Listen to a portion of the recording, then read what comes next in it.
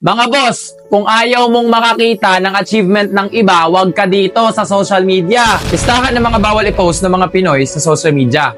Gaya ng pera, sasakyan, bagong bahay, travels, at iba pang investment. Bakit?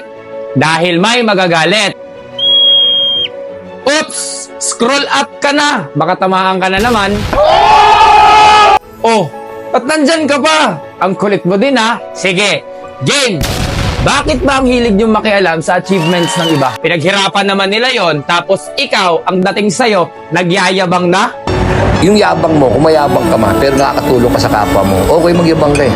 O kung bakit nayayabangan ka kasi hindi mo kayang gawin yung ginagawa nila? Tama! O ano?